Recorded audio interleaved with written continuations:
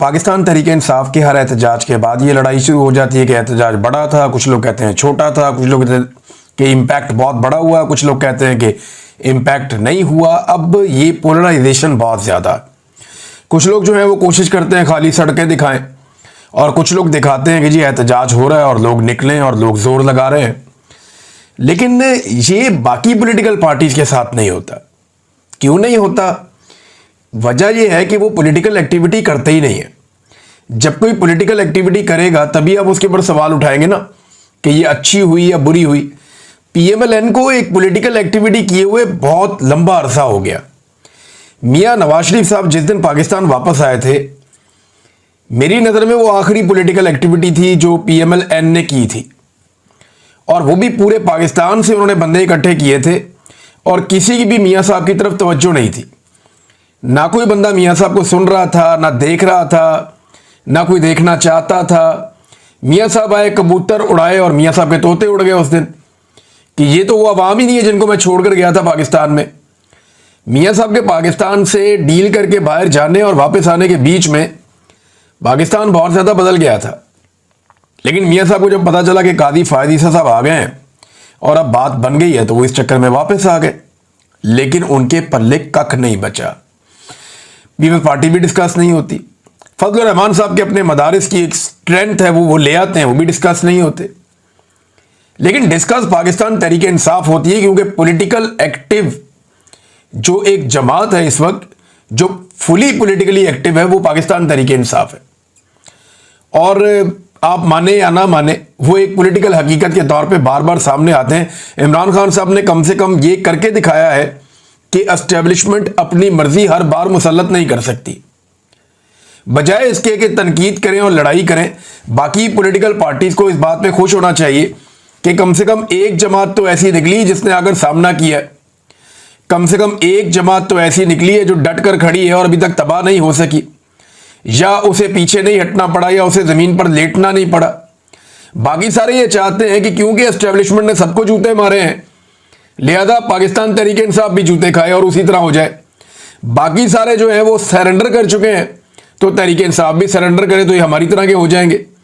लेकिन तहरीक इंसाफ वो लड़ाई लड़ रही है जो पाकिस्तान की लड़ाई है इस वक्त, यानी एस्टेब्लिशमेंट को सियासत से घसीट कर बाहर निकालना। पाकिस्तान का इससे बेहतर तो कोई भला नहीं हो सकता, और ये सारी जमातों को करना चाहिए था, और अपने अपने दौर में सबने कोशिश की भी है, लेकिन कामयाब नहीं हुए। वजह यह है कि वो बीच में कोशिश छोड़कर डील कर लेते थे एस्टेब्लिशमेंट के साथ, उनकी शराइत पे आ जाते थे। इमरान खान एस्टेब्लिशमेंट की शराइत पर नहीं आ रहे। यही वजह है कि 2 साल से जेल में है।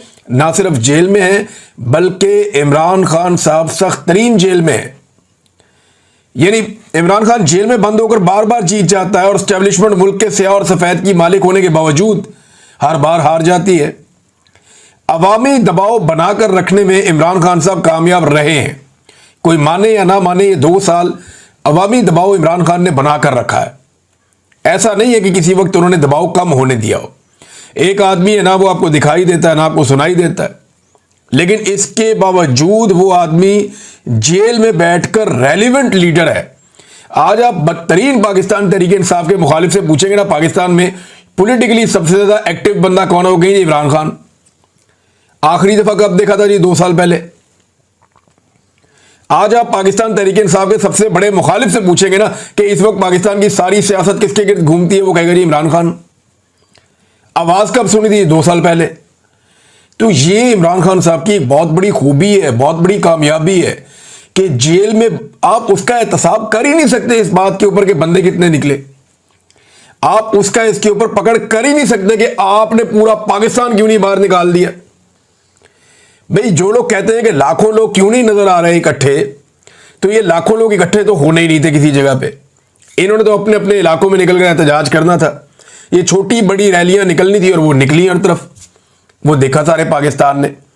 जो लोग कहते हैं कि बहुत बड़े पैमाने पर लोग इकट्ठे क्यों नहीं हुए, उनसे गुजारिश है कि जरा वो वहां पे जरा इजाजत देकर तो देखें ना। इस्लामाबाद में वो जो बड़ा वाला पार्क है, वहां पे इजाजत दें, फिर तमाशा देखें।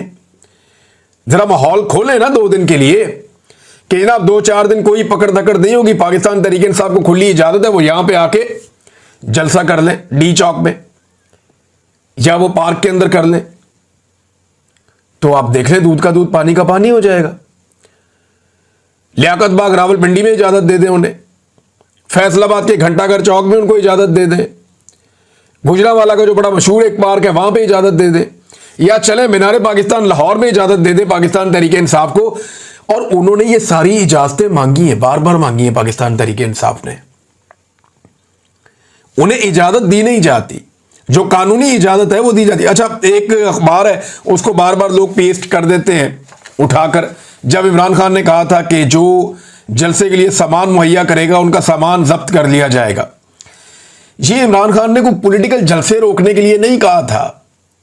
ये जब कोरोना वायरस फैल गया था तब ये एडवाइजरी आई थी कि लोगों को इकट्ठा ना किया जाए, और जलसे के अंदर लोग इकट्ठे होते हैं। तो तब इमरान खान साहब ने कहा था कि जो टेंट सर्विस वाले ये सामान मुहैया करेंगे उनका सामान हम जब्त करवा देंगे, क्योंकि वायरस फैल रहा है कोरोना वायरस की वजह से। वरना जहां जहां जिस पॉलिटिकल पार्टी ने इमरान खान के दौर में जलसे की इजाजत मांगी उन्हें इजाजत मिली है। जहां जहां किसी ने लॉन्ग मार्च करना चाहा उन्होंने किया है। जहां जहां किसी ने, फजलुर रहमान साहब आगे कितने दिन बैठे रहे इस्लामाबाद में, ये PMLN भी आई, पीपल्स पार्टी भी आई, सारे आए, बार बार आए, इमरान खान साहब ने कभी नहीं रोका इन्हें। तो लेकिन इमरान खान एक डिफरेंट आदमी, बड़े महदूद ऑप्शंस के साथ इमरान खान साहब ने मुजामत करके दिखाई। यानी आवाज आप नहीं सुन सकते, तस्वीर आप नहीं देख सकते, मुलाकातों पे पाबंदी है, सख्त तरीन जेल काट रहा है, लेकिन जेल में बैठ के कोई एक आदमी इतने मुश्किल हालात के बावजूद मुकम्मल तौर पे रेलिवेंट रहा तो वो इमरान खान है। ये आपको दूसरी मिसाल नहीं मिलती। यानी मुझे अच्छी तरह याद है कि जब फस्तायत का दौर था PMLN के खिलाफ, परवेज मुशर्रफ का दौर, हालांकि ये दौर उससे ज्यादा खौफनाक है, तो तब शहबाज शरीफ ने एक दिन फैसला किया कि वो बरतानिया से पाकिस्तान आ जाएंगे। इन्होंने पाकिस्तान आने का फैसला किया और पूरे पाकिस्तान के अंदर जनाब हम कैंपेन चलाएंगे, बहुत पैसा खर्च किया, बड़े लोगों को इन्होंने कहा, सारी पार्टी को इन्होंने मोटिवेट किया, तो कहीं कोई बंदा ही नजर नहीं आया सारा दिन। अगर परवेज मुशर्रफ की तरफ से इजाजत होती तो PMLN वहां पे उस वक्त लहरें बहरें कर देती बंदों की, लेकिन पाकिस्तान तहरीक इंसाफ उससे ज्यादा मुश्किल हालात में उससे अच्छा परफॉर्म कर रही है, यह सबको मानना पड़ेगा। जब शहबाज शरीफ वजीर आला पंजाब था और नवाज शरीफ साहब अपनी बेटी के साथ एयरपोर्ट आ रहे थे तो उन्हें रिसीव करने जाना था, यह मियां साहब का हुक्म था। और मैंने टीवी पे बैठ के उस दिन कहा था कि शहबाज शरीफ किसी सूरत भी कंटोनमेंट में दाखिल नहीं होगा।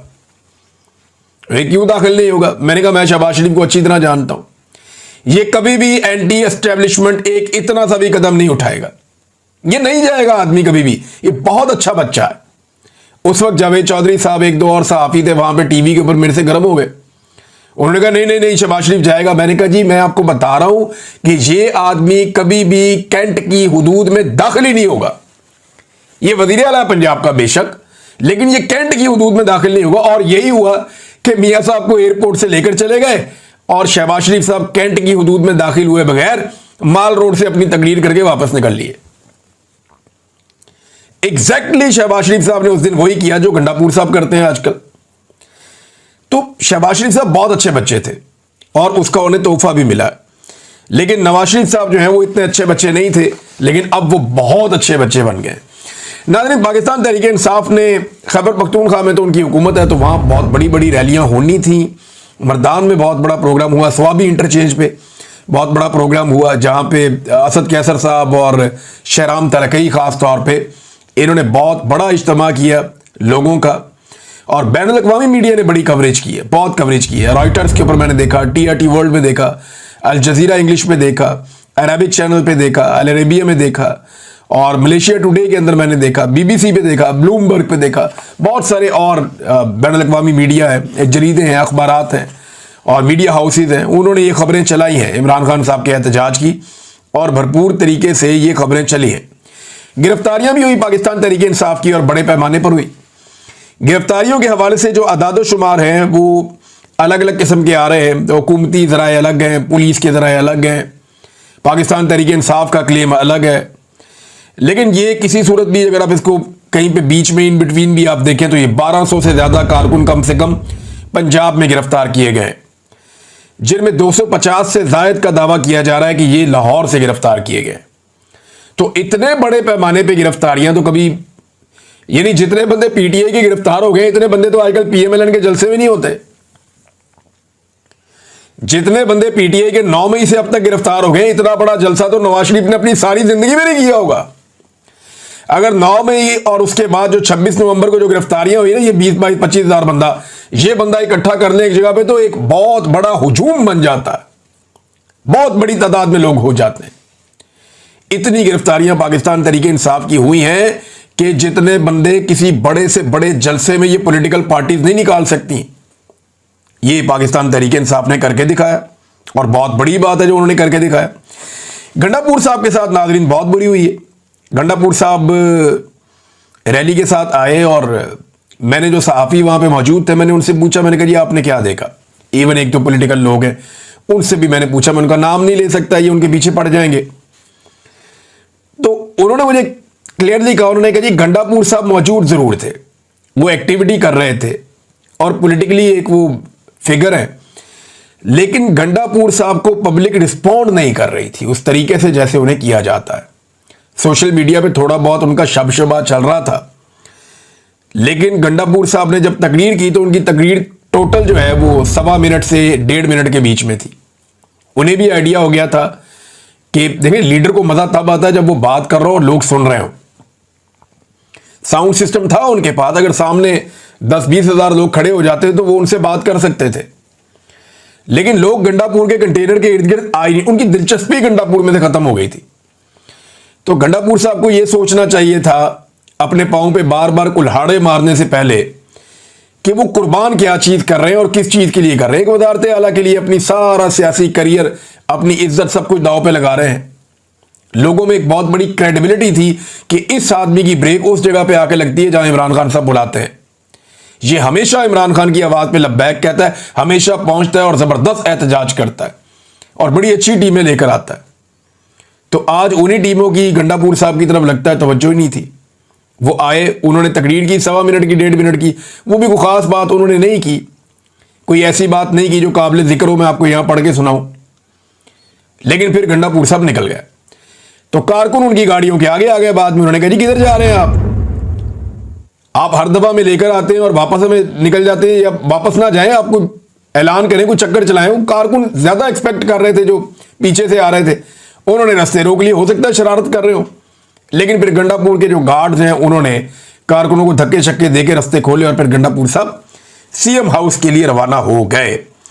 तो गंडापुर साहब ने जो कहा था ना कि 3 माह में अपनी सियासत छोड़ने का जो उन्होंने फैसला किया था कि अगर मैं इमरान खान को ना निकाल सका 3 माह के अंदर तो 1 महीना तो गुजर गया, तो मैं सियासत छोड़ दूंगा, सियासत का अपनी फैसला कर दूंगा, फिर मुझे कोई हक नहीं है। तो अपने आप को जो डेडलाइन गंडापुर साहब ने दी हुई थी ना, तो लगता ऐसा ही है कि 3 माह में गंडापुर साहब को इस पे फैसला कर लेना चाहिए, क्योंकि अब आसार नजर आ रहे हैं कि अगर गंडापुर साहब ने खुद फैसला ना किया तो जिस तरह की उन्होंने सियासत की है, इस सियासत की मौजूदगी में लोग उनका फैसला कर देंगे। देखिए ना, फजल रहमान के भाई ने गंडापुर साहब का चैलेंज कबूल किया हुआ है। चैलेंज गंडापुर साहब ने किया था कि मेरा भाई इस्तीफा देता है, फजल रहमान तुम आकर उसके मुकाबले में इलेक्शन लड़ो। तो फजल रहमान साहब के भाई ने कहा कि मेरा बड़ा भाई क्या लड़ेगा, मैं लड़ूंगा आके इलेक्शन, तो तुम कहो अपने भाई को इस्तीफा दे आके इलेक्शन लड़े। तो उस वक्त गंडापुर साहब को बताया गया ये मजाक नहीं करना, पब्लिक अब डिफरेंट मूड में, फजल रहमान का भाई असेंबली में आ जाएगा इस चक्कर में। तो फिर गंडापुर साहब अपने चैलेंज से मुकर गए और उस चैलेंज के ऊपर अब वो खड़े नहीं है। नाज़रीन, ख्वाजा आसिफ साहब ने एक स्टेटमेंट दिया है। ये स्टेटमेंट बड़ा इंटरेस्टिंग है, मैं आपको पहले स्टेटमेंट पढ़ के सुनाता हूं, फिर मैं चाहता हूं इस पर हम थोड़ी सी बात कर लें। फिर 1-2 बैनुल-अक़वामी बड़ी इंटरेस्टिंग खबरें हैं। रशिया ने एक बहुत पुराना मुआहिदा जो 38 साल पहले हुआ था उनका अमेरिका के साथ, उसे ख़त्म किया है। क्यों किया वो बताता हूं। और डोनाल्ड ट्रंप ने एक नई कार्रवाई डाल दी है, वो भी आपको मैं बताता हूं। खित्ते के हालात बड़े इंटरेस्टिंग हो रहे हैं। पाकिस्तान की जो पॉलिटिक्स है उसकी वजह से मैं उस तरफ जा नहीं पाया।